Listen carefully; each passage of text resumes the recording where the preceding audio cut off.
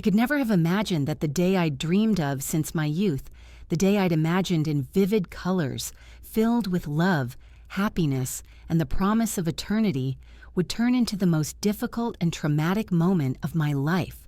And as I stood there, in my snow-white dress, surrounded by fragrant flowers, amid hundreds of expectant eyes, my world crumbled in a matter of moments, so swiftly that it took my breath away. I distinctly remember how my mother-in-law's words, spoken loudly, firmly, and with a peculiarly cold triumph, pierced the silence like a thunderclap in a clear sky, and they still echo within me like an ominous bell.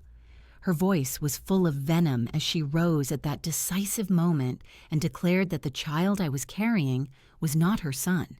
At that very moment, the church fell into an eerie silence, and the 250 guests gathered to celebrate our happiness turned their heads in unison towards me, their faces changing before my eyes, from joyful anticipation to stunned shock, and then to condemnation.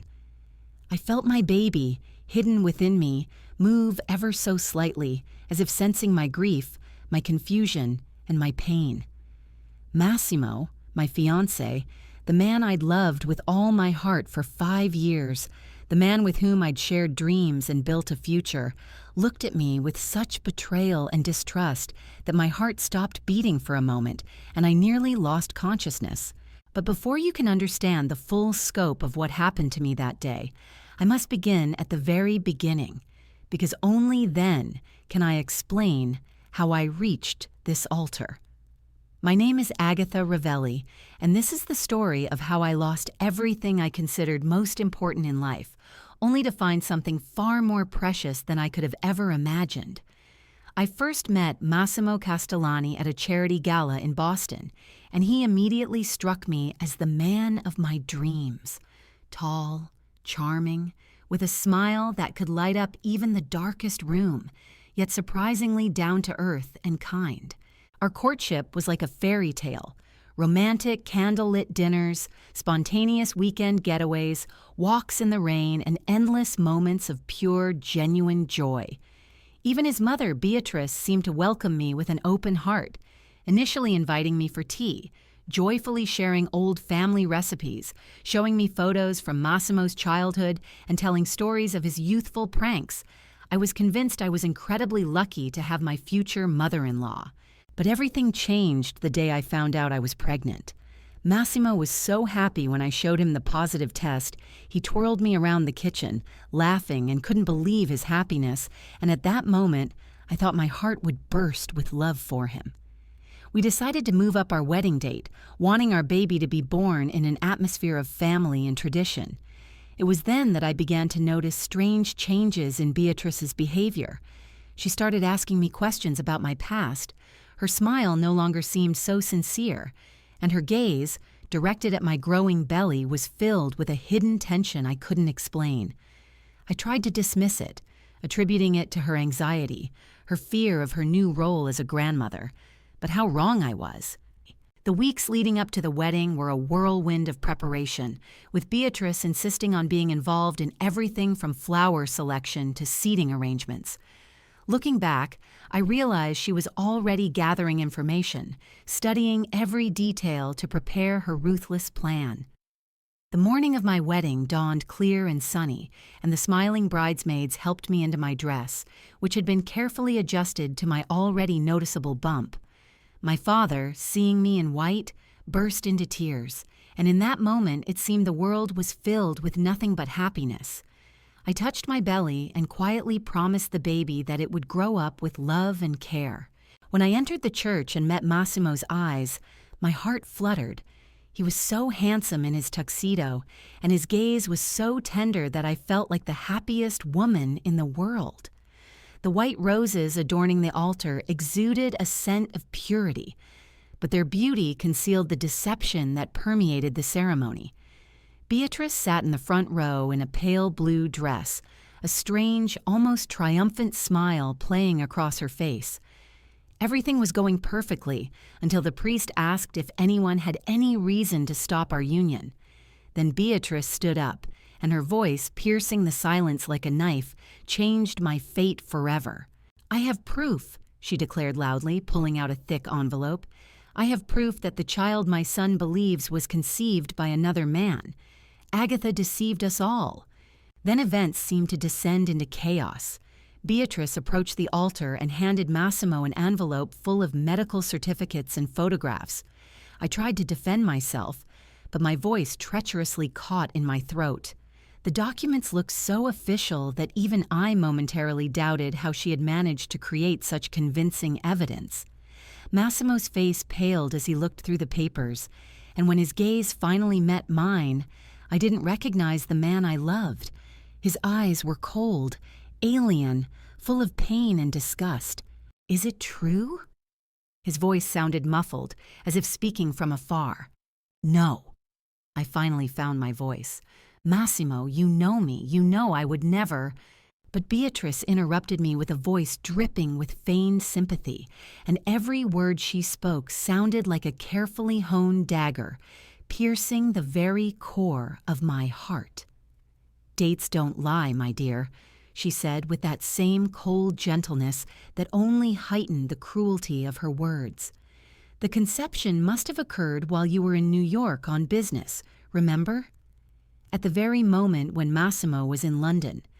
I stood, barely keeping my balance, covering my stomach with my hand, as if I could thus protect not only the child, but also the remnants of my soul, while my perfectly constructed world crumbled before my eyes.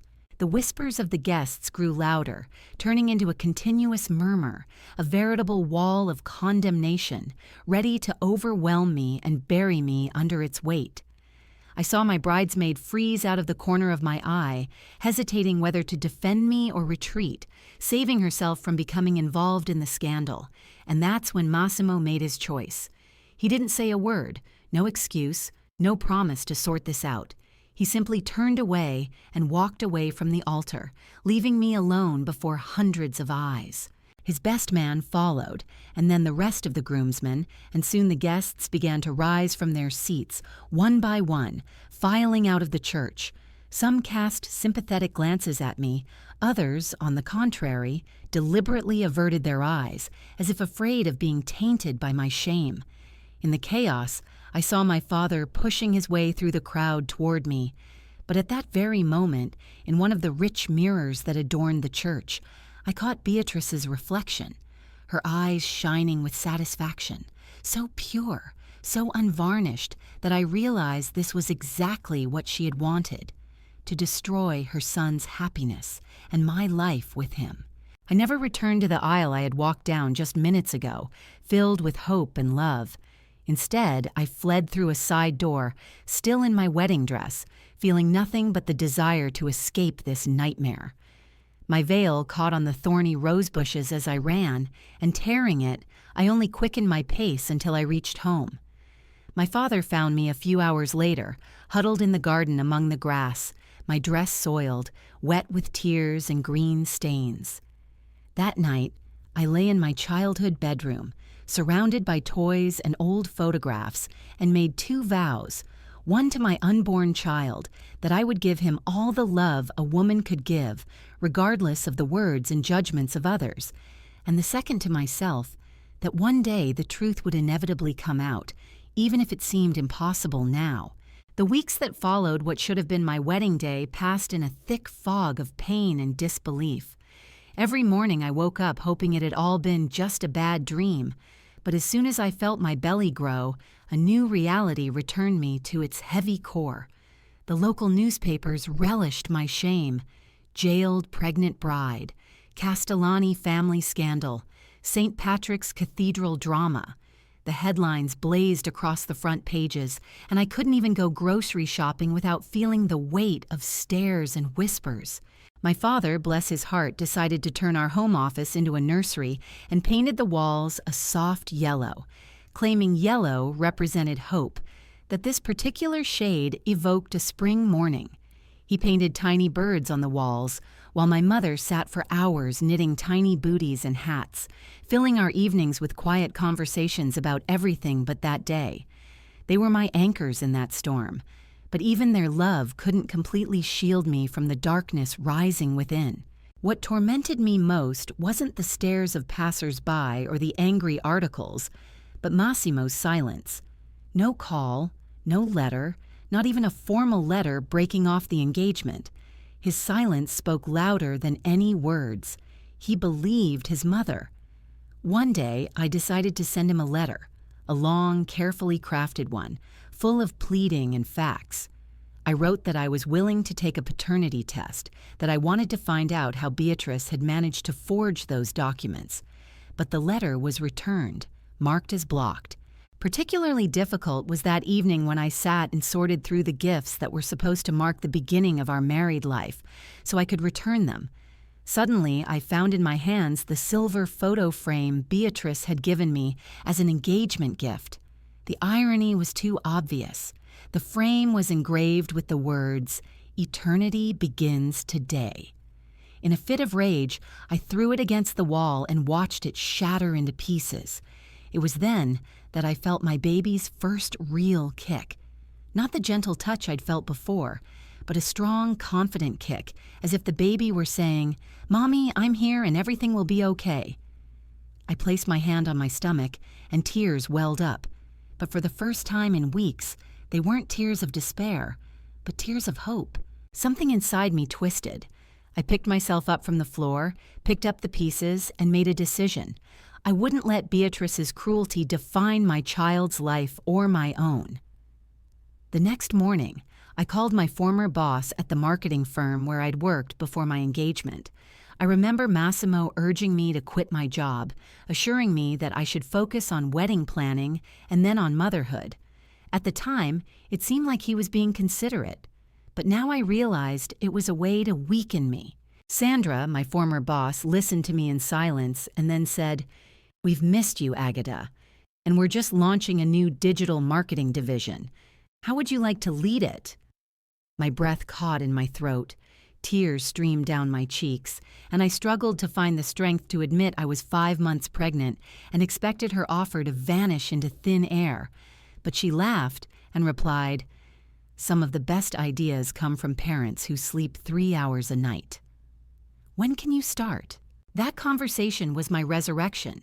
I dove headfirst into my work, channeling my pain into creativity. My pregnancy became a source of strength, not shame. In client meetings, I would place my hand on my belly and draw confidence from the small life that depended on me. And soon the whispers in the office changed. No longer, "Poor thing," but "How does she manage it all?" But life always finds a way to test your strength just when you think you've found your footing. One rainy Tuesday, leaving a long meeting with a client, I literally came face to face with Beatrice at the entrance to a small cafe on the corner. She was sitting at a table by the window, surrounded by her friends, the same women who had once enthusiastically participated in my pre-wedding party, laughing, arguing over wedding gifts, and playing silly girly games with me as if we were all part of one happy family. When our eyes met, a look of genuine surprise flickered across her face, but almost immediately it gave way to the familiar, smug expression I first saw on that fateful day in the cathedral. "Agatha, my dear," she said loudly enough for every one of her friends to hear, "you look beautiful," and her gaze, full of hidden venom, lingered on my rounded belly, now impossible to hide under my loose clothing. "I really hope you finally realized who the Father is," she added with feigned concern, and I felt the familiar wave of pain and shame rise up inside me again, threatening to choke me and make me lose my voice. But at that very moment, my baby kicked again, as if in support, as if whispering, "Mommy, I'm with you." I straightened up and for the first time in a long time, didn't lower my eyes to her. "I've always known who my child's father is, Beatrice," I replied firmly. "I never understood why you chose to ruin your own son's happiness along with mine, but I suppose that's a matter between you and your conscience." Her face paled, and something flashed in her eyes that I couldn't quite place. Maybe fear, maybe anger. But before she could find the words, I walked past her, walked into the cafe, ordered my decaf latte, and left with my head held high, feeling my hands still shaking slightly, but knowing I'd met her and not broken. That same evening, I sat in the nursery my father had once so lovingly painted a sunny yellow, watching the sunset cast soft shadows on the walls, the birds he'd drawn seeming to come alive in the orange light of the fading day. I opened my laptop and began typing, but it wasn't a letter or a complaint. It was a diary. I needed to preserve every detail, every pain, and every grain of hope, not only for myself, but also for my child, because he deserved to know the truth about his birth, deserved to know how deeply he was loved even before he was born. "Your grandmother thinks she destroyed us," I wrote, "but she doesn't understand that love can't be destroyed by lies. It can only be transformed. And you, my little one, are proof of that transformation." I felt it stir within me again and again, as if responding to my words, and I had no idea then how important this diary would prove, and that years later it would become the key to untangling Beatrice's carefully woven web of lies. Back then, it was simply my way of ensuring that our story wouldn't disappear in the chaos of someone else's cruelty. The next morning, I made another decision. I began photographing my growing belly in that very nursery, after every doctor's appointment, after every ultrasound. I was creating my own timeline, collecting evidence not because I needed to prove anything to anyone, but because I refused to allow Beatrice's version of events to be the only story of those months. The closer the due date approached, the less I thought about Massimo, about the man who could leave without even hearing me out and believe the worst without a shred of doubt. I realized the true betrayal lay not only in her lies, but in his willingness to accept them without question. The Agatha who stood at the altar died that day, but from the ashes rose another woman, stronger than I could ever have imagined. Now I lived for myself and for my child, and I was writing our own story, one that didn't require validation from the Castellani family or anyone else. And yet, little did I know that a new, wondrous chapter lay ahead, one that would change everything. My son was born on a crisp October morning, just as the first rays of sun were rising over Boston Harbor. The moment I heard his first cry, everything else vanished. The pain of the past months, the gossip, the betrayal, the condemnation, nothing mattered. I looked into his tiny face and saw my future there, and to my horror and awe, it looked back at me through Massimo's eyes. I named him Riccardo, after my father, Riccardo Ravelle, because the bridge carrying the Castellani family burned down on the day it was supposed to be built. When I held him in my arms that first morning and whispered promises into his tiny ear, I vowed to protect him, not only from physical harm, but also from the poisonous legacy of lies that had shrouded his birth. The nurses kept remarking on how much he resembled his father, and each time their words were like delicate needles piercing my heart. But they were right. With his dark curls, his soft skin, and the small dimple in his cheek, he was the mirror image of Massimo. During the long hours of nighttime feedings, I studied his face and couldn't help but wonder, did Massimo ever think of us? Did he ever doubt his mother's words? My parents doted on their grandson. My father spent hours strolling with Riccardo through the garden, pointing out birds and plants, and my mother never let go of her camera, documenting every new movement, every glance. Sometimes I heard her, thinking I wasn't listening, quietly whisper, "He's a Castellani to the core." But I knew she was wrong. Riccardo was a Ravelli, and I was determined to raise him to be a strong and honest man worthy of the name he bore. Work became a refuge for me. Sandra, my boss, set up a small playroom next to my office so I could keep Riccardo close while my team and I built our digital marketing department into one of the company's most successful projects. By his first birthday, I was promoted and moved into our own cozy apartment, a small 2-bedroom apartment with a view of the park. Life gradually settled into a new rhythm. Mornings began with cheerful children's laughter, quick breakfasts, and a trip to the office, where the nursery became our refuge. During lunch breaks, I took him to the park across the street, and he burst into laughter at the sight of pigeons and squirrels. And the evenings were hours alone, bathing, stories, and tight hugs, in which I felt that no whispers or gossip had any power over us anymore.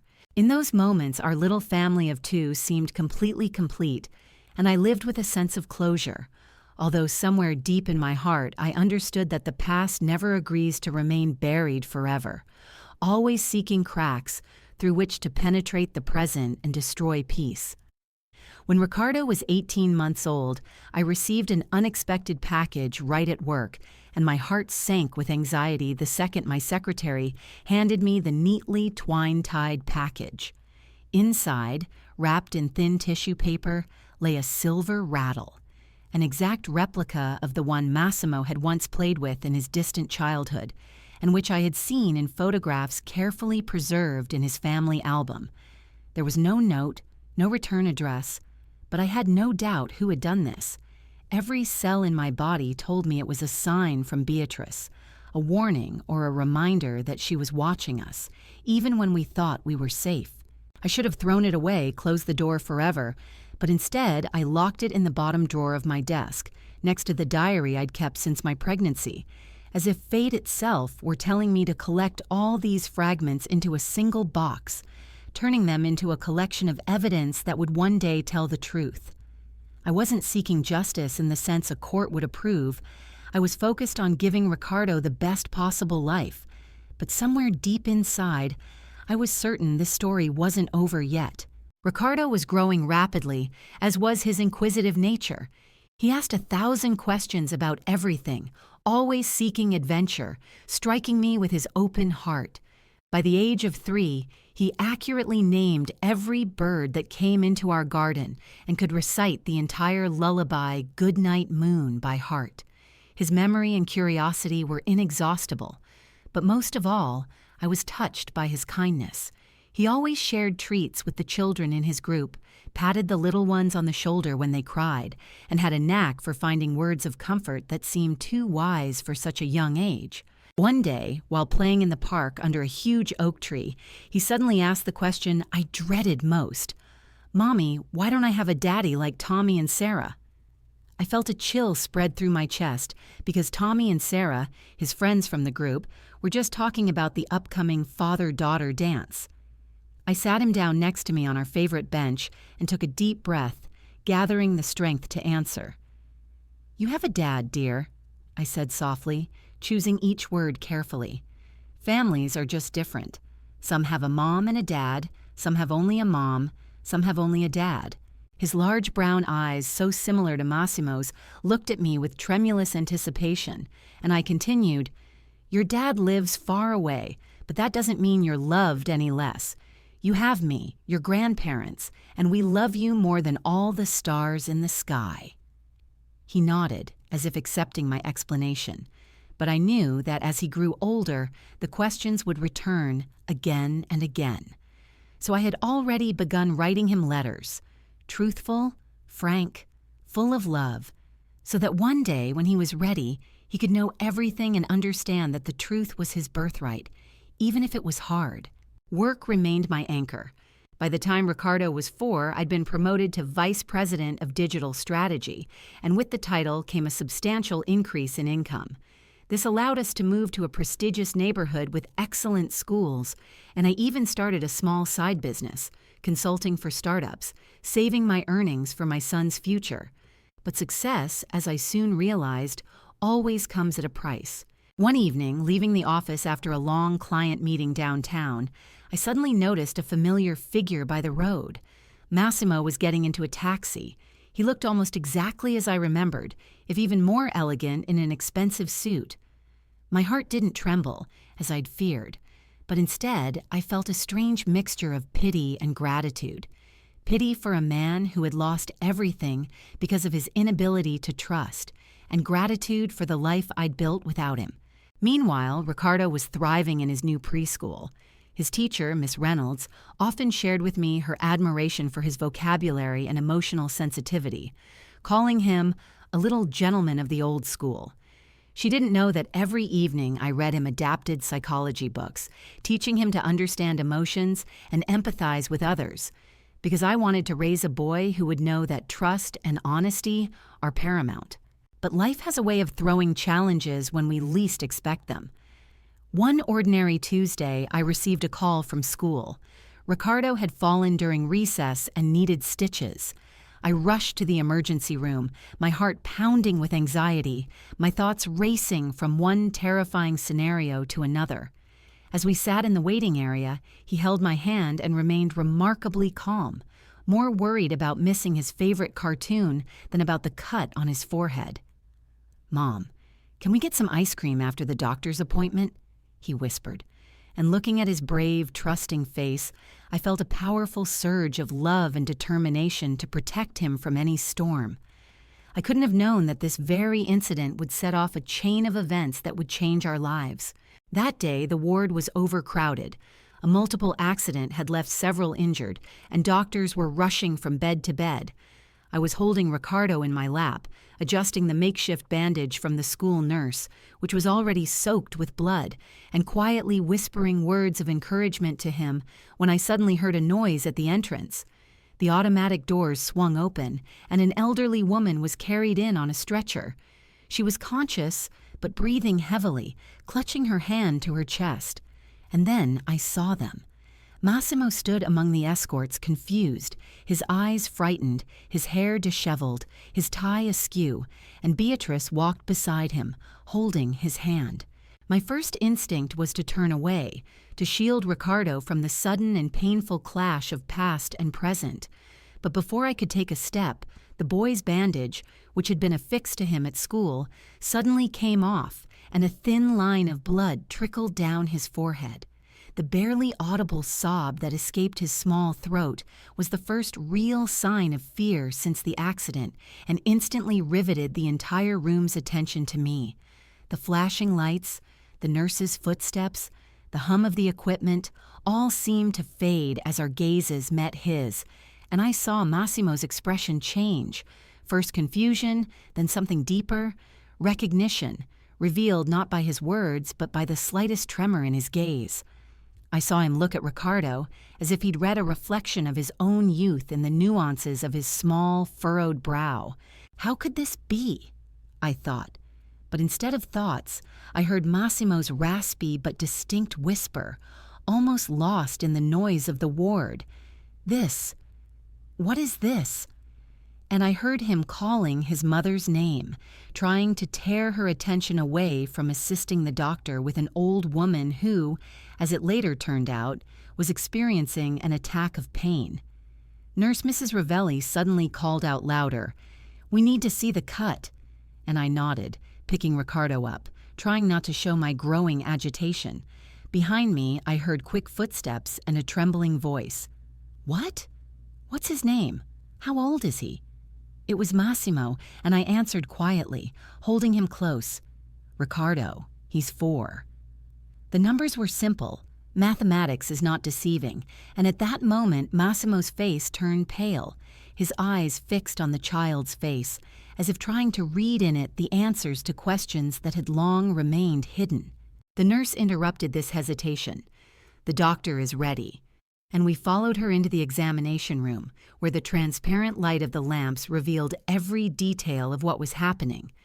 An hour passed in a mixture of antiseptic and conversation. Ricardo endured the procedure stoically, squeezing my hand and, in between, telling Dr. Lewis about his favorite superhero, so much so that the doctor herself couldn't help but smile. And in gratitude for his courage, she gave him not 1, but 3 plasters with characters. And then a soft knock on the door. My heart leaped, and Massimo appeared in the doorway looking awkwardly older than I would have thought appropriate for someone I'd known before, and it even seemed as if his shoulders had slumped slightly with the weight of years. Ricardo's mother, tugging at my sleeve, whispered to me, as if unwilling to disturb the newcomer, "This man, he looks like me, doesn't he?" Dr. Lewis returned with the papers, casting a professional glance at us. She saw the tension, read the situation, and quickly finished her instructions, leaving us alone. Massimo, approaching, began in a cracked voice, Can we talk?" But Riccardo, oblivious to the tense atmosphere, announced with childish spontaneity that his mother had promised ice cream. "Do you like ice cream?" And suddenly his question rang with that simple childish magic that calmed any storm. Massimo's eyes filled with tears, and he whispered, "Yes, chocolate is my favorite." And the child, proudly showing off his new superhero bandages, replied that he would get extra sprinkles for being brave. I looked at them, the man with his eyes mingled with years and regret, and the boy who, unaware of the complex web of adult secrets, smiled the way only children can, without prejudice and with complete surrender to the world, and I felt 5 years of pain, anger, and maternal protectiveness intertwined with the undeniable reality. For the first time in my life, a father and son stood before me, and this knowledge wasn't just a fact, it cut my heart and healed it in the same movement. My mother suddenly whispered that she was having a heart attack, later revealed to be a false report brought on by stress. But at that moment, Massimo fell silent and ran his hand through his hair, a gesture that was terribly familiar to me, a piercing reminder of the past. He hesitated, then, as if gathering his strength, took out a business card and placing it on the examining table, said, "Please, when you're ready, I need to understand everything."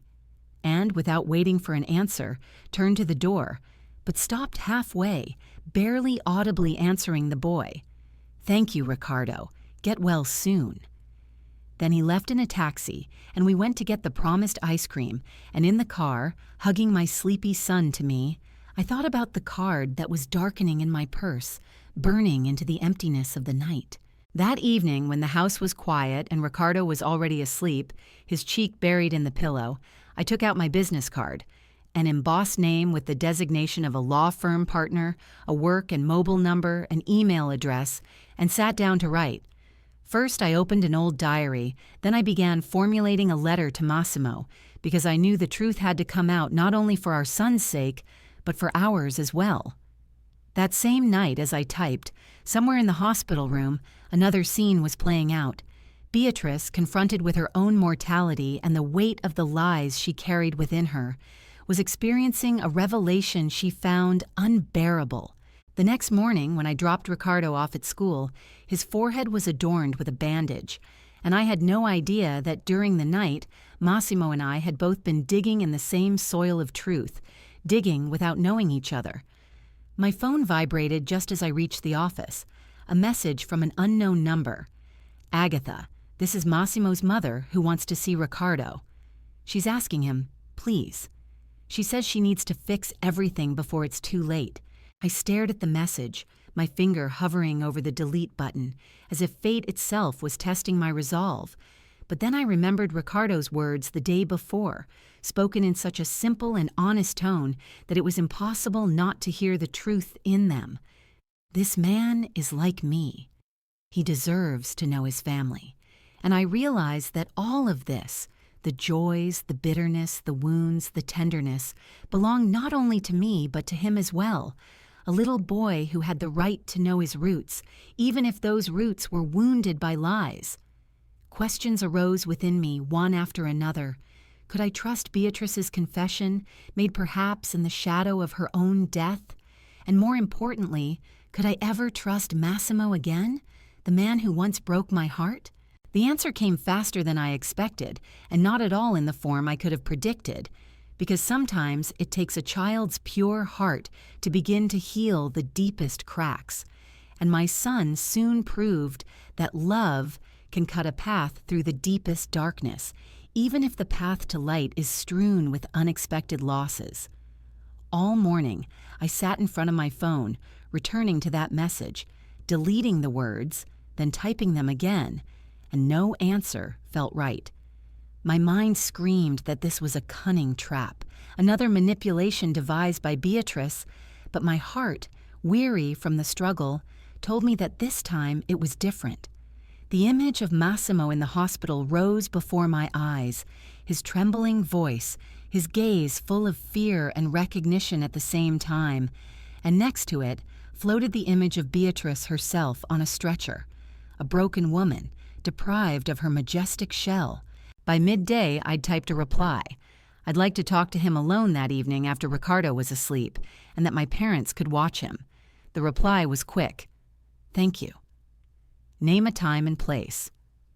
We agreed to meet at a small coffee shop near my apartment at 8 o'clock. It was a neutral place, crowded enough that I wouldn't feel cornered, yet quiet enough for us to say everything we'd been putting off for years. The rest of the day passed in a haze as I went through my usual routine automatically, but my thoughts kept returning to the upcoming conversation. What would I say? How would I refrain from blaming him? And how would I protect my son from pain? That evening, as I was putting Ricardo to bed, he returned to what he'd seen. "Mommy, why did that man cry when he looked at me?" he asked, his huge brown eyes, so similar to Massimo's, shining with genuine curiosity. I sat on the edge of his bed, ran my fingers through his soft curls, and heard him innocently ask, "He was probably surprised by my superhero bandages?"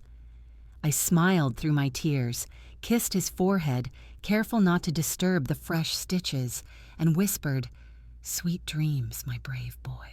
The coffee shop that evening greeted me with a dimly lit room and the scent of freshly ground beans. I saw Massimo waiting at a corner table, 2 cups in front of him. He stood up when he saw me, and I noticed his tie was loosened and his appearance was slightly tired, not as impeccable as before. "I remember what kind of coffee you like," he said quietly, moving a vanilla latte with an extra shot in my direction. I cupped the warm cup in my hands but didn't drink, just looked at him. "Why now?" I asked. "Massimo, why, after 5 years, did your mother suddenly decide to see him?" He ran his hand through his hair, the same gesture that always brought back old memories. "She's dying, Agatha." The heart attack was more serious than we thought. The damage is extensive. She refuses surgery. She says she has no right to continue living knowing what she's done. He pulled a folded piece of paper from his inside pocket and unfolded it with trembling fingers.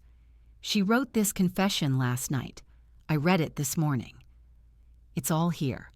How she forged the documents, how she paid the lab technician to create false test results, how she orchestrated everything to convince me I wasn't the father. She was afraid you'd take me to New York for your career, that I'd distance myself from her, and she decided to destroy us both just to maintain control." The room around me swam, because for 5 years I'd carried this burden, 5 years living under the weight of someone else's lies, and now hearing them exposed out loud was almost unbearable.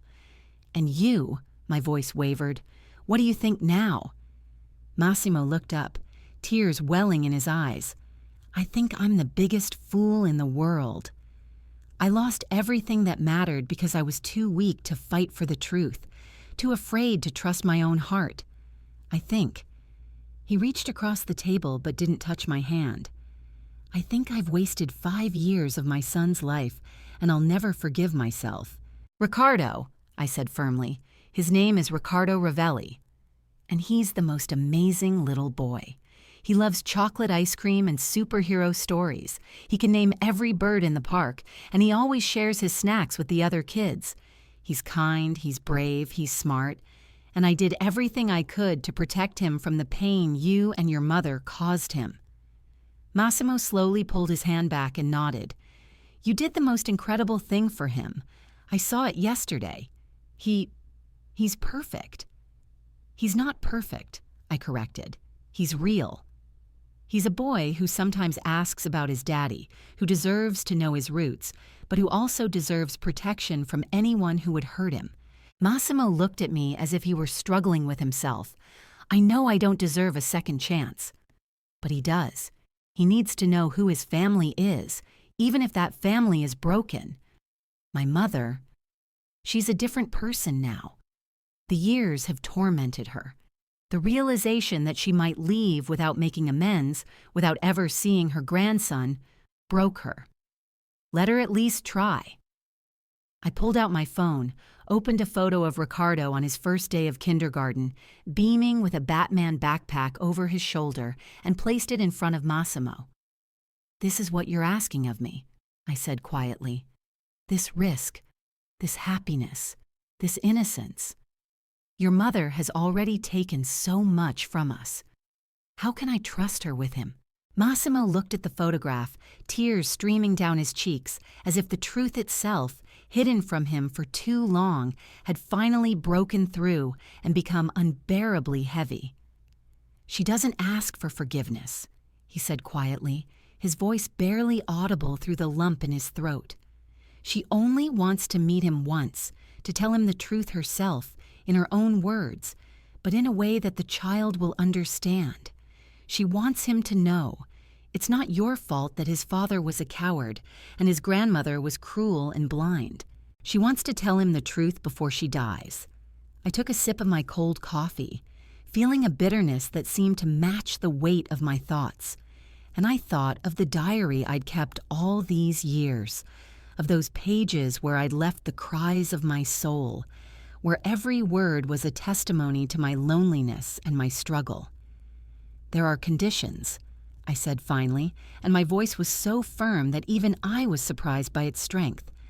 Massimo straightened, wiping away tears, as if preparing to hear the verdict. "First," I continued, "I need to meet her alone before she sees Ricardo. I need to look her in the eyes and hear this confession from her own lips. Second, if I allow this meeting to take place, it will only be on my terms, in my presence, and I reserve the right to end it at any moment if I feel it threatens my son. Do you understand?" "Of course." Massimo nodded, and I noticed a tremor run through his fingers. "And third," I added, leaning a little closer so he couldn't look away, "if you want to be a part of his life, you must understand. Trust must be earned. You don't have the right to disappear when the going gets tough. You will not allow your mother to manipulate the situation again. Ricardo is not an instrument or a means of redemption. He is a little boy who needs stability, care, and love." "I understand," Massimo said solemnly, "and I will do whatever it takes." I've already started therapy, trying to understand how I allowed my mother to control me for so many years, how I allowed myself to doubt you. I know I have a long way to go. His words rang true, but I knew the value of promises too well to accept them unconditionally. We sat in the silence of that coffee shop, 5 years of pain, unspoken words, and betrayal hanging over our heads. The phone in my bag vibrated, breaking the heavy silence. It was a message from my mother, a photo of Ricardo sleeping, clutching his stuffed penguin to his chest. I looked at my son's peaceful face and suddenly felt a sense of resolve. "Tomorrow," I said, putting my phone away, "I'll meet her." "But Massimo—" I caught his eye and made it clear it wasn't a request, but a condition. "If this turns out to be another manipulation, if she hurts him in any way, no." "I won't allow it," he interrupted. "I swear, Agatha, I won't let her do it." Not this time. I didn't yet know that Beatrice's confession would only be the beginning, that the next 24 hours would bring revelations capable of shaking us all to the core, and that Ricardo would find himself at the center of events, playing a role no one could have predicted. Sometimes the path to healing comes from the most unexpected places, and sometimes only the pure heart of a child can show adults the way back, to truth, to forgiveness, and perhaps to new hope. The hospital corridor the next morning seemed endless to me. Every step felt like a weight in my chest, and my heart pounded as if it were about to burst. I'd left Ricardo at school, telling him I had an important meeting, and his strong goodbye hug had given me strength. But now, standing outside Beatrice's room door, I felt that strength slowly slipping away. Through the glass window, I saw the woman I'd feared and hated for years, but who now looked smaller and more fragile than I'd ever known her. Gone was the impeccably put-together woman who'd ruined my wedding, In her place lay an elderly patient hooked up to IVs and monitors, her silver hair scattered across the pillow. "Come in, Agatha." Her voice was weak, but I heard the urgency in it. I stepped inside and paused at the door, the steady beep-beep of the heart monitor audible in the silence. "You look well," she said, trying to smile. "Motherhood suits you." "No, Beatrice," I snapped. "No pleasantries. You wanted to see me before your meeting with Ricardo. I'm here. Speak." Her eyes closed for a moment and tears rolled down her wrinkled cheeks. "You're right," she whispered. "Always so straightforward, so honest. Everything I should have been." Her trembling fingers reached for the bedside table and pulled out an envelope. "It's all here. Original documents, forged receipts, letters, proof of how I orchestrated this terrible deception. But most importantly," she pulled out a folded sheet of paper with hesitant lines, "my handwritten confession." I took the envelope but didn't open it. "Why?" I asked, the question that had been tormenting me for 5 years finally spilling out. "Why did you do it?" "Because I was afraid of losing Massimo." Her voice broke. "When he met you, everything changed. He talked about New York, about a new life, and then you got pregnant. I convinced myself that you had trapped him, that you would take him forever. I became obsessed with stopping it, and I destroyed you both." "You didn't just hurt me, Beatrice," I said coldly. "You hurt your own son and deprived your grandson of a father." "I know," she sobbed. "And when Massimo told me he saw you and Ricardo in the emergency room, when he first saw his face in the boy, Agatha, I died inside. The guilt hasn't left me since." Her monitor started beeping faster and a nurse rushed in, checked her readings, and sternly warned her to remain calm. I waited for the nurse to leave and then turned to Beatrice again. "You want to see Ricardo." "Why should I let that happen?" She took a few deep breaths and finally answered, "Because he has a right to know the truth. And because I'm dying. The doctors say I have a week at most without surgery, and with it, my chances are slim. I refused because I have to do this first. I have to fix everything. And how exactly do you plan to fix 5 years of lies?" My voice sounded firm, almost defiant, because at that moment the entire weight of years lived and shattered hopes condensed into that one question. "I can't fix it," she answered quietly, her face gray and haggard, but her eyes stared straight into mine. "I'm not strong enough. But I can give him what matters most. The truth that his parents loved each other, that my intervention destroyed their story, and that it was never his mother's fault. He needs to know that his father didn't abandon him willingly, that you protected him with all your might, and that his grandmother—" her voice broke and trembled. "His grandmother made a terrible mistake out of fear and selfish love." I sank into the chair by her bed and finally tore open the envelope. The yellow documents and papers unfolded before me, and the complex web of lies she had woven so carefully lay bare in all their ugly nakedness. Falsified medical records, artfully altered photographs, even false testimonies of my supposed infidelity. All of it lay in my lap, proof of her betrayal. "Does Massimo know about all of this?" I asked, looking up at her and showing her the papers. She nodded, a spasm crossing her face. "I told him everything yesterday. Agatha, I've never seen my son so devastated. He barely said a word, just sat there staring at the wall, tears streaming down his cheeks. Then he got up and left, as if he'd been deprived of air. This morning, he only returned to say he'd started therapy to understand how I'd been able to keep him under my control for so long." At that moment, there was a soft knock on the door. Massimo walked in, looking as if he'd spent the night without sleep, as if all his energy had gone into keeping from screaming.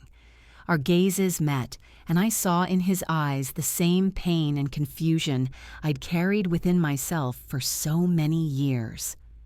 "Agatha," his voice was barely audible, "there's something else you need to see." He handed me his phone, its screen glowing with an open letter. "I found this in her personal inbox last night. She gave me access to everything. As I read this letter, my hands shook. I felt my throat tighten. The letter was dated just 2 weeks after our wedding. In the letter, the lab technician Beatrice had paid to forge the documents demanded more money, threatening to reveal the truth. The blackmail was repeated over and over again, as if keeping the lie alive. Massimo explained that the technician had died in a car accident 3 years ago, and my mother calmed down, confident that her secret would remain with her forever. She never thought these letters would come to light. His voice trembled with anger. I looked at Beatrice, who had turned to the wall, unable to bear my gaze. You paid to keep the lie alive while I suffered, while your son suffered, while your grandson grew up without a father. The words burst from me like sharpened knives. I was a coward, she sobbed. Every time I thought about confessing, I was stopped by the fear of losing Massimo's love forever. But now, she glanced around the walls of her room, now I have nothing to lose. I must atone for everything. At that moment, my phone vibrated and my heart stopped. It was a message from Ricardo's school. I read the words and an icy chill ran down my spine. He'd fallen again during recess. His old stitches had come undone, and he was being taken to the emergency room. I stood up abruptly, the papers almost slipping off my lap. I have to go. Ricardo's hurt. Massimo instantly tensed. What's wrong with him? Is he okay? He needs new stitches, I said quickly, heading for the door. At that moment, Beatrice's weak voice came from behind me. Please, consider seeing him. Even after everything you've learned. Please. I stopped at the door and looked back for a second.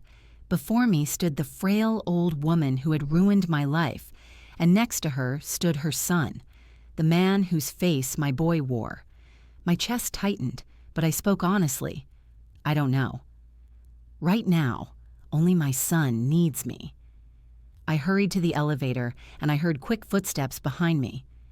Let me take you, Massimo said, catching up with me, his voice a pleading, mingled with determination. Please trust me, at least in this. I want to be with you, with him, even if I haven't yet earned the right to call myself his father.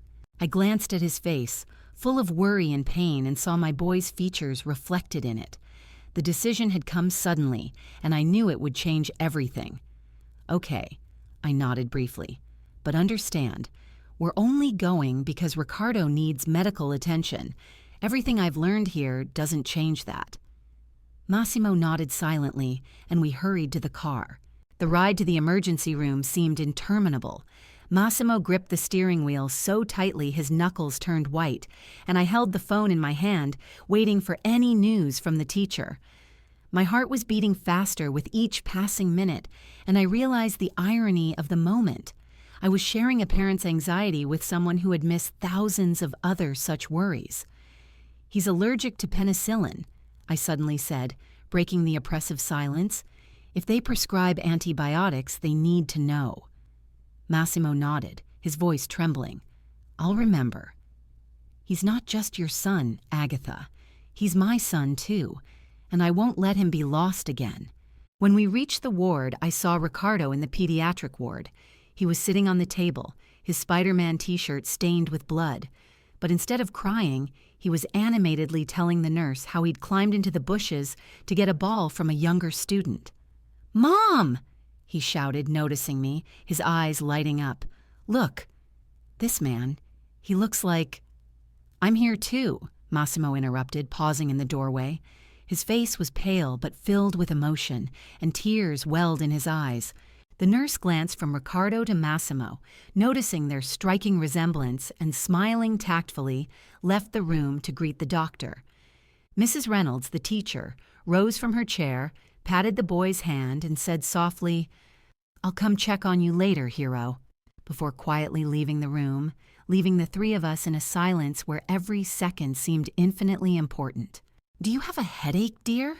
I asked, carefully examining the cut that had reopened, and my heart sank painfully at the thought of my son's small body experiencing pain once again. "Not much," Ricardo replied with that stubbornness, odd for his age, that always surprised me and immediately turned to Massimo, as if he wanted to share a secret. "Did you get ice cream after you left last time?" "I got chocolate with extra sprinkles because I was brave." Massimo took a step closer, his voice muffled, hoarse, with a hint of suppressed emotion. "I didn't get ice cream." "I guess I wasn't as brave as you." Ricardo shrugged with childish simplicity and said, "Never mind. You can be brave next time." And those words held the wisdom of a child who had managed to comfort an adult in a way even the closest ones don't always know how. Dr. Lewis entered the room, the same one who had treated Ricardo 2 days ago. Her calm and confidence immediately filled the space with a gentle order, and she said with a slight smile, "Well, young man, it looks like you've decided to visit us again. Let's see what we can do about the stitches." "Will it hurt?" Ricardo asked, squeezing my hand tightly. "A little, but I think you have enough support to cope," Dr. Lewis replied and began preparing a local anesthetic. Then Ricardo turned his gaze to Massimo. "Can you hold my other hand? Mom always says that when you're scared, holding someone's hand helps." Massimo looked at me as if asking permission, and I nodded. He walked around the table and extended his hand to his son. Ricardo took it as naturally as if he'd been doing this his whole life, and for the first time in 5 long years, I felt connected through our child's touch. "You're doing great, buddy," Massimo whispered as Dr. Lewis added more stitches. "Just squeeze our hands as much as you need to." "You know what's funny?" Ricardo said, wincing but maintaining his courage. "Your hands look just like mine." He lifted his free hand and placed it next to Massimo's. "Look, the same lines and everything." I saw Massimo's eyes fill with tears as he took in the resemblance. "Yeah," he managed to say, his voice breaking. "It really is funny." "Mommy," Ricardo continued thoughtfully, the needle flickering against his skin, "you said some kids have dads who live far away. Is he my dad? Is that why we look alike?" The room froze. Dr. Lewis continued working, but I noticed her slowing her movements, trying not to disturb this fragile moment. I took a deep breath, realizing I hadn't planned this conversation exactly as I had, but life didn't wait for our preparations. "Yes, darling," I said quietly. "He's your dad." Ricardo took these words surprisingly calmly. He turned to Massimo and asked directly, "Where have you been?" There was no reproach or tears in his voice, only pure curiosity. Massimo took a deep breath, his hands shaking. "I made a huge mistake, Ricardo. I believed someone who lied to me instead of trusting your mother, who always tells the truth, and I missed out on you growing up. That will be my greatest regret of my life." "Did you apologize?" Ricardo asked simply, his voice laced with childish logic, infinitely straightforward. "Not enough," Massimo admitted, tears now rolling freely down his cheeks. "Almost not enough."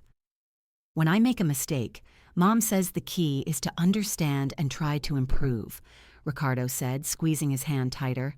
"Are you trying to improve?" "Yes," Massimo whispered. "I'm trying my best." "Done," Dr. Lewis announced, securing the last stitches and gluing on a neat bow tie bandage. "I think they'll hold better now. Just no more bush rescue missions for the time being, okay?"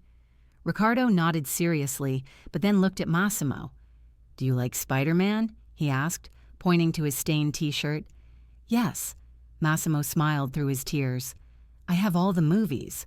Ricardo's eyes lit up. "And Mom only allows cartoons. She says they're too scary for me." Massimo looked at me, his voice filled with respect. "Your mother is right. She's taking very wise care of you." At that moment, my phone rang. The hospital's main number appeared on the screen. A chill ran down my spine. "Beatrice has gotten worse," the administrator's stern voice said. "We need Massimo to come back immediately." I looked at Massimo and saw 2 emotions warring within him, the desire to stay with his son and the need to go to his mother. "She's still your mother," I said quietly. Then I turned to Ricardo.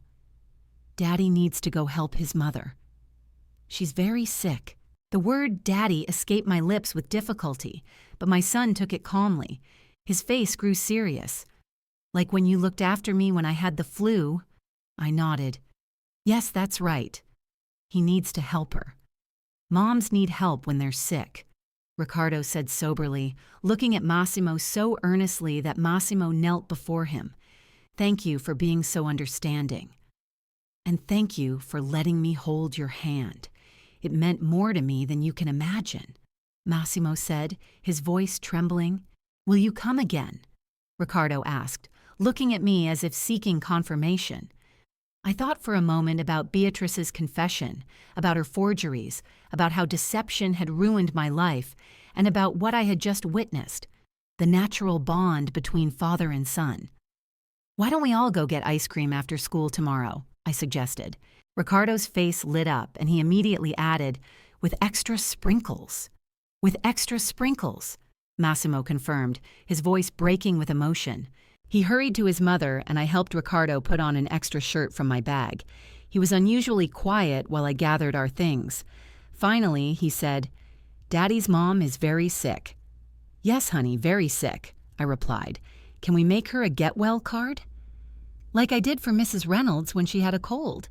I froze, looking at my son, struck by his capacity for kindness, even towards someone he'd never met.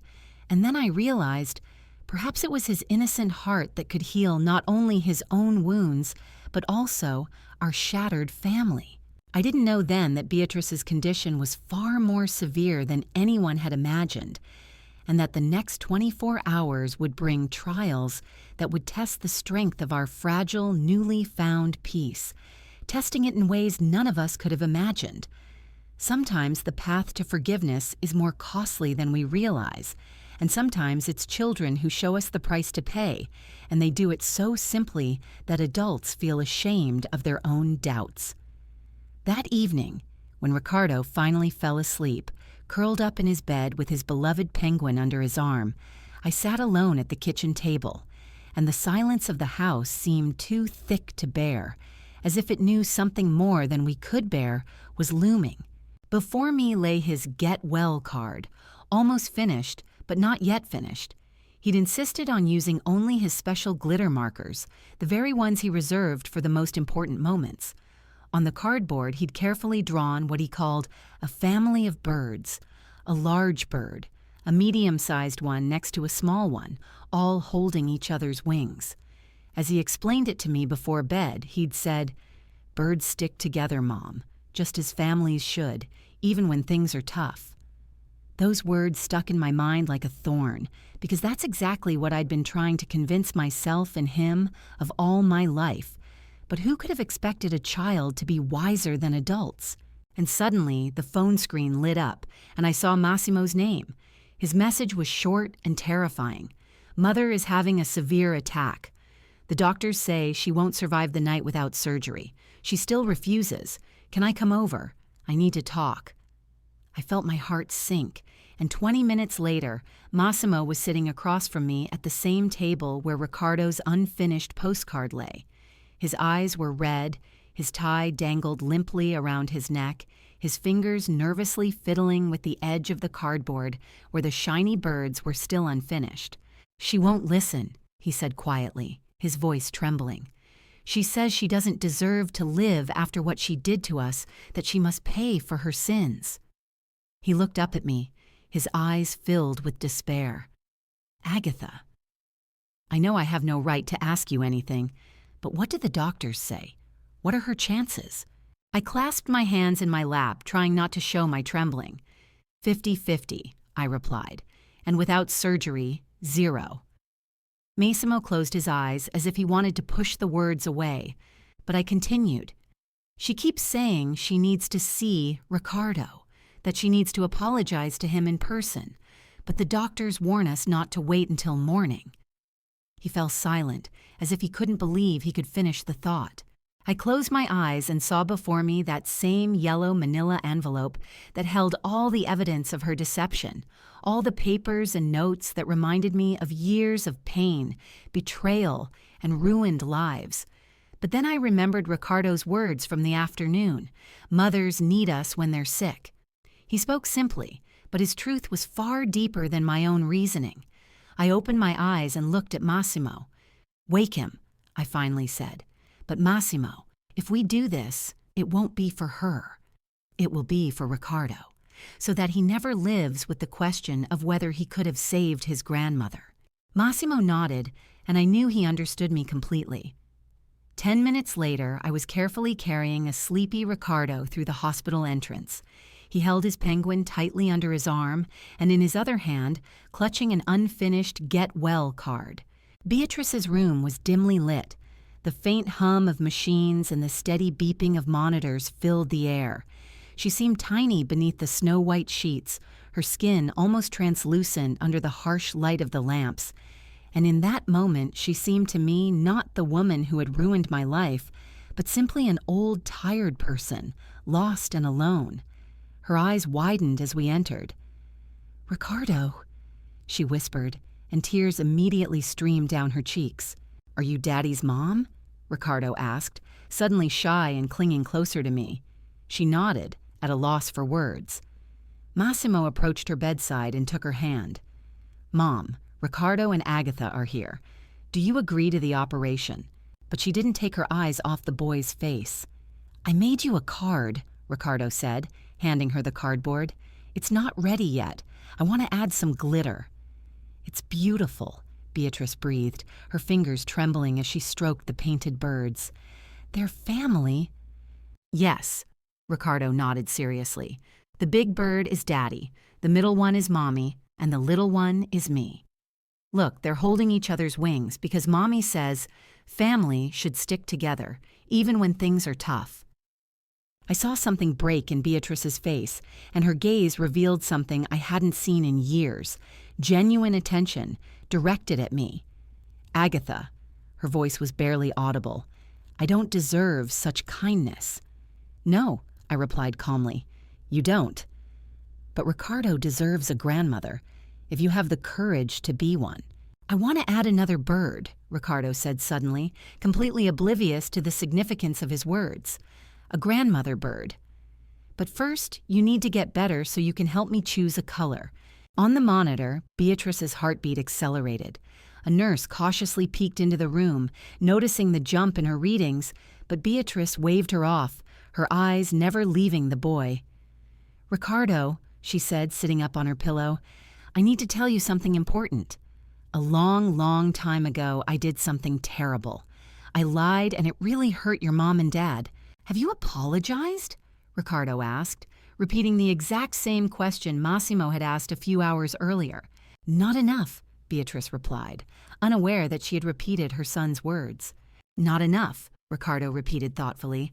"When I lie, Mom makes me sit in the thinking chair until I'm ready to tell the truth and apologize.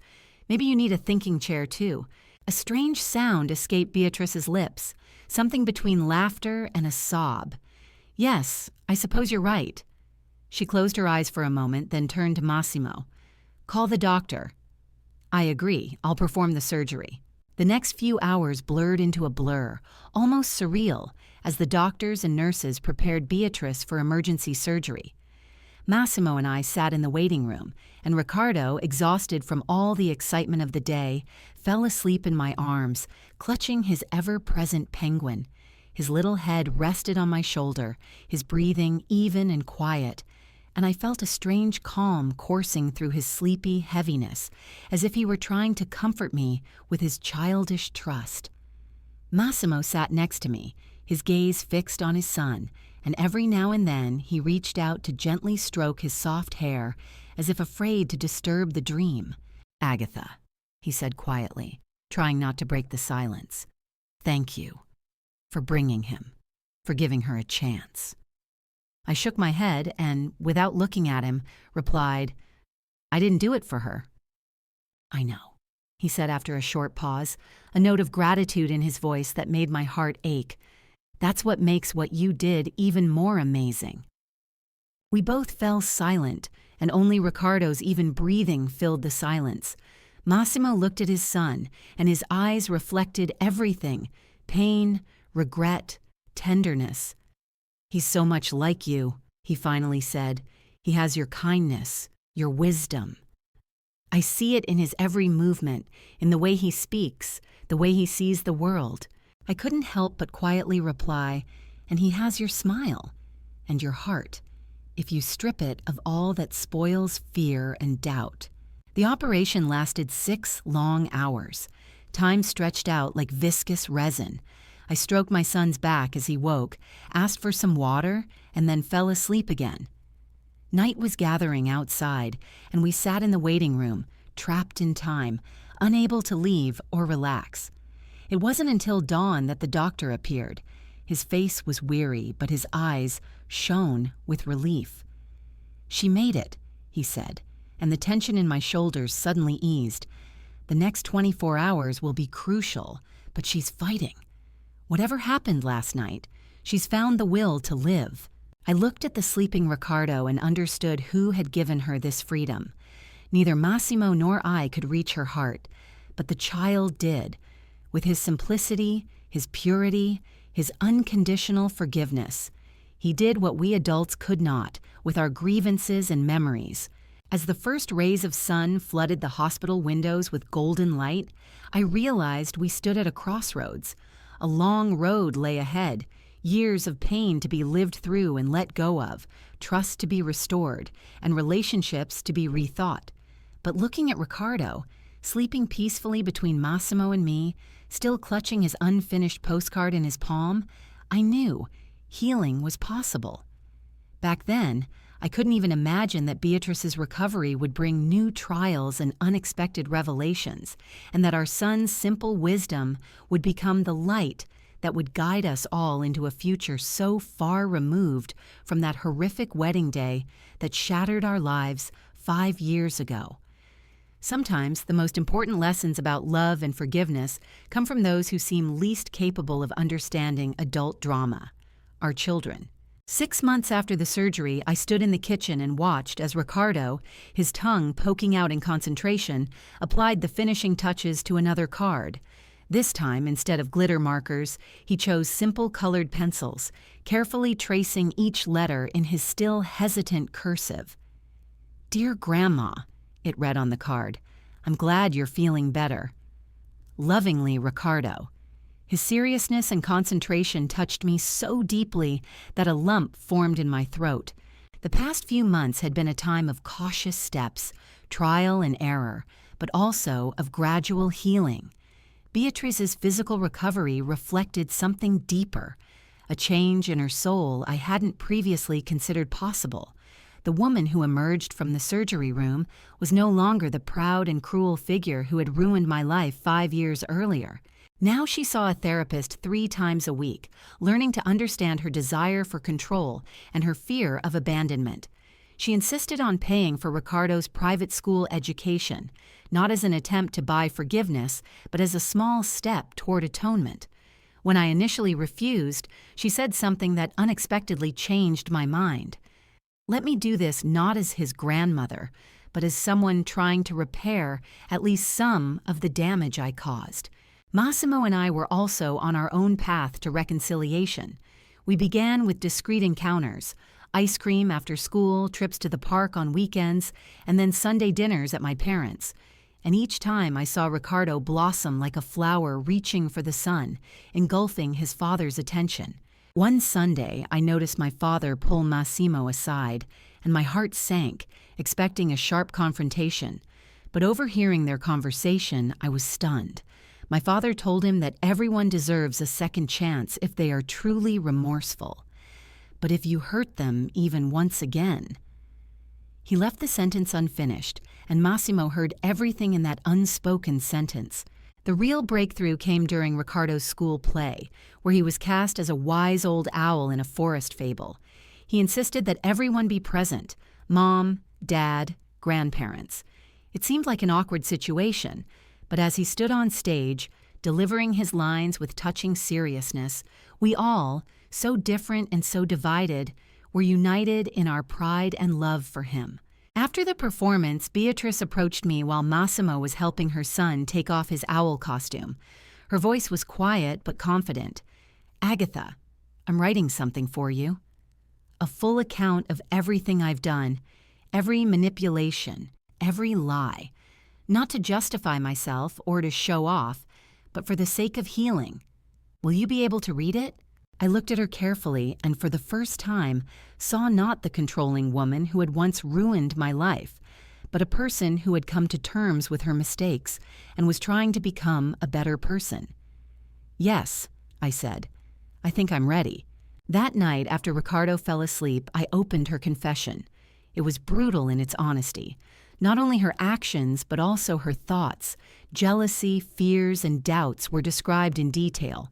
And between the lines, one thing resonated: her realization that it was Ricardo's unconditional love that showed her the true meaning of family, not control or power, but acceptance and support.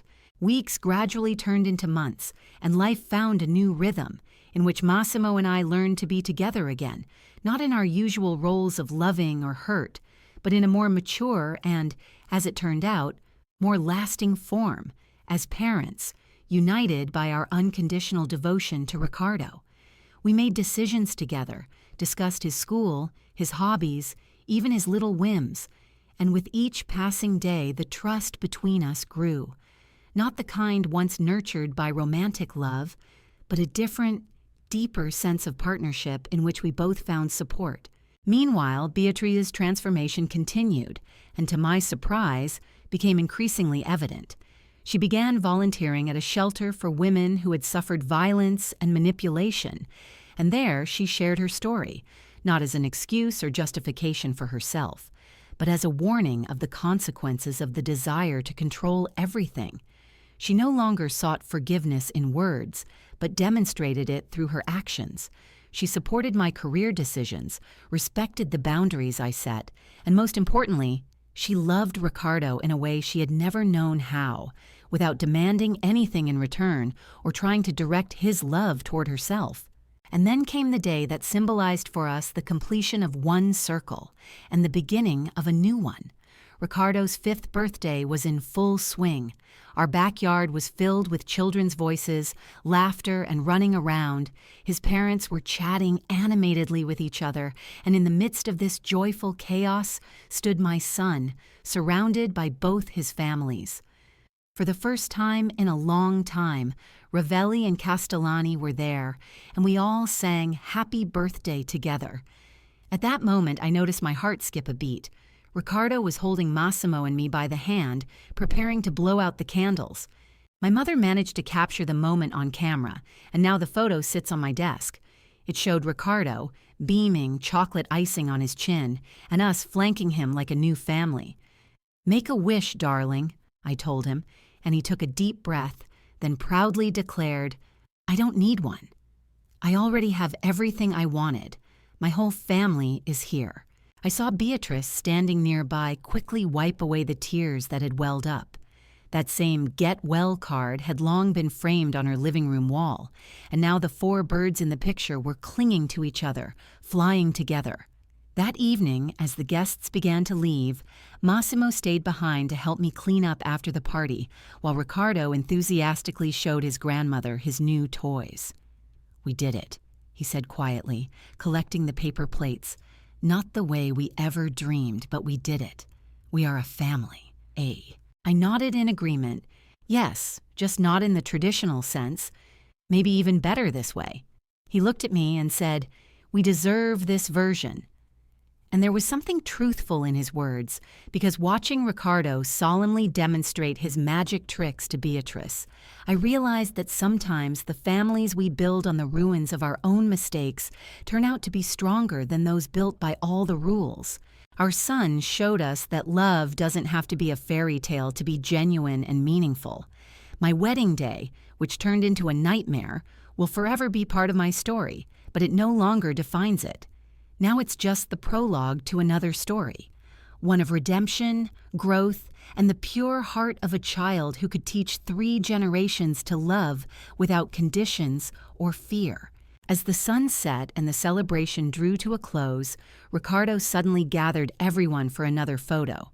He himself arranged us like birds in his drawing, father, grandmother, mother, and himself in the middle, uniting us with a simple yet incredibly powerful feeling of love that healed our broken family not through grand gestures and dramatic actions, but through small acts of caring, through daily choices to improve, and through a firm belief that family, no matter what it is always worth fighting for. Later, as I was putting my son to bed, surrounded by his new toys, he asked a question that made my heart ache. "Mom, are you still angry with Dad and Grandma?" I stroked his head and answered honestly, "No, my dear. I'm not angry anymore. Yes, they made mistakes, but they tried hard to correct them, just like you do when you do something wrong. Remember?" Ricardo nodded gravely and said, "And now we, like my birds, fly together?"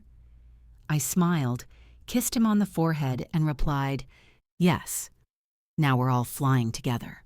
As I turned off the light in his room and walked out, a realization dawned on me. The happy future I dreamed of on my wedding day had finally come true, even if not exactly as I'd imagined. Our story didn't end with a perfect wedding. It began with a broken one, and thanks to the pure heart of a child, it transformed into something far more precious, a family built on forgiveness, understanding, and unconditional love.